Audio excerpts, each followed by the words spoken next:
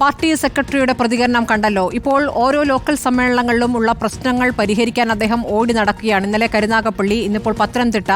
ആ നിലയ്ക്ക് പ്രശ്നപരിഹാരത്തിന് അദ്ദേഹത്തിന് തന്നെ സ്വയം പോകേണ്ടി വരുന്നൊരു സാഹചര്യത്തിലേക്ക് പോകുമ്പോഴും ഇത് വിഭാഗീയത എന്ന രൂപത്തിൽ അതിനെ കാണരുത്, അത് മാധ്യമങ്ങളുടെ അതിവായനയാണ് എന്നാണ് പാർട്ടി സെക്രട്ടറി പറയുന്നത്.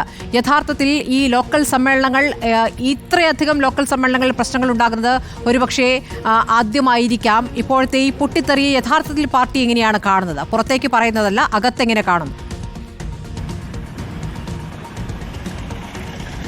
സ്മൃതി, ഇതിലിപ്പോൾ വിഭാഗീയത എന്ന് പേരിട്ട് വിളിക്കുന്നതാണ് CPIM സംസ്ഥാന സെക്രട്ടറി MV ഗോവിന്ദനുള്ള പ്രശ്നം എന്നുള്ളതാണ് ഇതിൽ നിന്ന് മനസ്സിലാകുന്നത്. അതായത് പ്രാദേശികമായി ചില പ്രശ്നങ്ങളുണ്ട് എന്ന് MV ഗോവിന്ദൻ സമ്മതിക്കുന്നുണ്ട്. ചില പ്രശ്നങ്ങൾ എന്ന് പറയുന്നത് സ്വാഭാവികമായി പാർട്ടിക്കുള്ളിൽ അത് 2 or 3 വിഭാഗങ്ങളായി തിരിയുന്നതാണ്. അതിനെയാണ് വിഭാഗീയത എന്ന് പേരിട്ട് വിളിക്കുകയും ചെയ്യുന്നത്. ഇതിൽ പ്രധാനപ്പെട്ട പ്രശ്നം സ്മൃതി, അതായത് ആദ്യമായിട്ടാണ് LDFന് ഒരു തുടർഭരണം ഉണ്ടാകുന്നത്.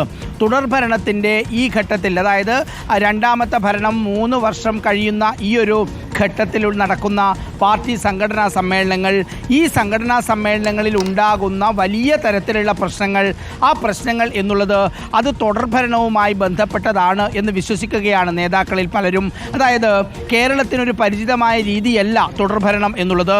സാധാരണ ഒരു 5 വർഷം ഭരണം കഴിഞ്ഞ് അടുത്ത 5 വർഷം എന്നുള്ളത് പാർട്ടി സംവിധാനം പൂർണ്ണമായി ഒറ്റക്കെട്ടായി മാറുന്ന തരത്തിലുള്ള സമര സംഘടനാ പ്രവർത്തനങ്ങളിലേക്ക് നീങ്ങും.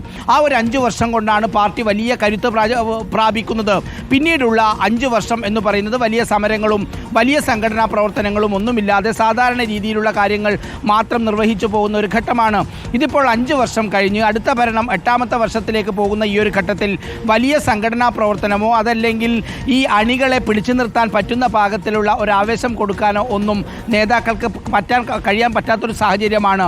മറ്റ് ചിലതാണെങ്കിൽ നേരത്തെ പാർട്ടി തന്നെ ചൂണ്ടിക്കാണിച്ചതുപോലെ ചില പ്രാദേശിക നേതാക്കളെങ്കിലും ചില മാഫിയകളുമായി കൈകോർക്കുന്നു.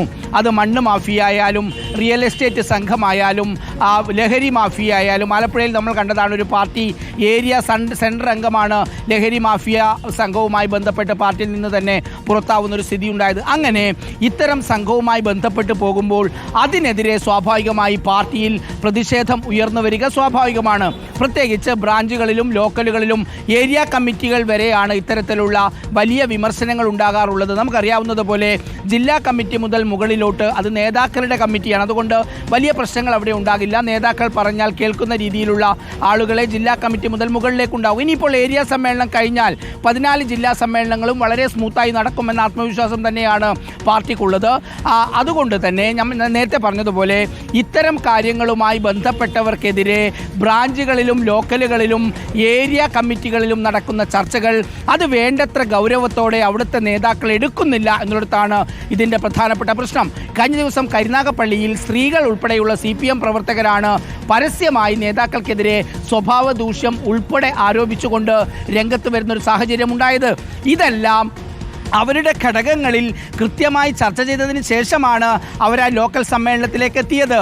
അവിടെയും ആർക്കെതിരെയാണോ അവർ ആരോപണം ഉന്നയിച്ചത് അവർ തന്നെ അതിൻ്റെ നേതൃത്വത്തിലേക്ക് വരുമ്പോഴാണ് അവിടെ വിഭാഗീയത ഉണ്ടാകുന്നത്.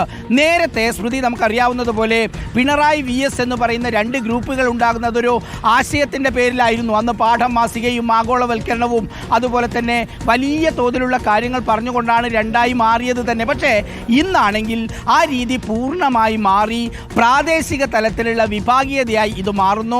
പ്രാദേശിക നേതൃത്വ തലത്തിലുള്ള പ്രശ്നങ്ങളായി ഇത് മാറുന്നു.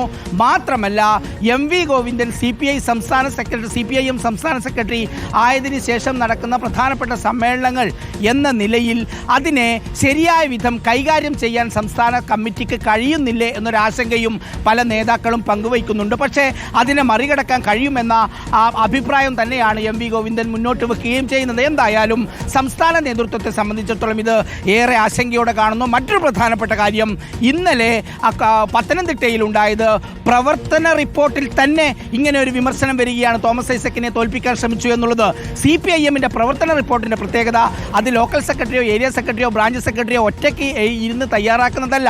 അത് ആ ഘടകത്തിൽ ചർച്ച ചെയ്ത് ആ ഘടകത്തിൻ്റെ അഭിപ്രായമായാണ് പ്രവർത്തന റിപ്പോർട്ട് സമ്മേളനത്തിൽ അവതരിപ്പിക്കുന്നത്. സാധാരണഗതിയിൽ ഇത്തരം വിമർശനങ്ങൾ ഉയർന്നു വരിക പ്രതിനിധികളുടെ ചർച്ചയിലാണെങ്കിൽ ഇപ്രാവശ്യം അത് പ്രവർത്തന റിപ്പോർട്ടിൽ തന്നെ വന്നത് തീർച്ചയായും അതൊരു വിഭാഗീയതയുടെ ലക്ഷണമായി തന്നെ പാർട്ടി നേതൃത്വം കാണുകയാണ്. എന്തായാലും VS പിണറായി വിഭാഗീയതയ്ക്ക് ശേഷം പാർട്ടി വളരെ കരുത്തുറ്റ സംഘടനയായി മാറി മറ്റൊരു സ്റ്റേജിലേക്ക് മാറുമ്പോഴാണ് തുടർഭരണത്തിൻ്റെ ഈ ആലസ്യത്തിൽ സാധാരണ അണികൾ ഉൾപ്പെടുന്ന ബ്രാഞ്ച് ലോക്കൽ ഏരിയ തലങ്ങളിൽ ശക്തമായ അഭിപ്രായ വ്യത്യാസവും ആക്ഷേപങ്ങളും ഒരു പ്രാദേശിക വിഭാഗീയതയായി മാറുന്നത്. സ്മൃതി. ശരി, TV പ്രസാദാണ് വിശകലനം നടത്തിയത്. പാർട്ടി സെക്രട്ടറി തന്നെ പ്രശ്നപരിഹാരത്തിനായി ഇറങ്ങിത്തിരിച്ചിരിക്കുകയാണ്. പത്തനംതിട്ടയിലെ പ്രശ്നപരിഹാരത്തിനാണ് ഇന്ന് അദ്ദേഹം പോയിരിക്കുന്നത്. പക്ഷേ വിഭാഗീയത എന്ന് പേരിട്ട് ഈ സംഘർഷങ്ങളെ വലുതാക്കരുത് എന്നാണ് അദ്ദേഹത്തിൻ്റെ പ്രതികരണം.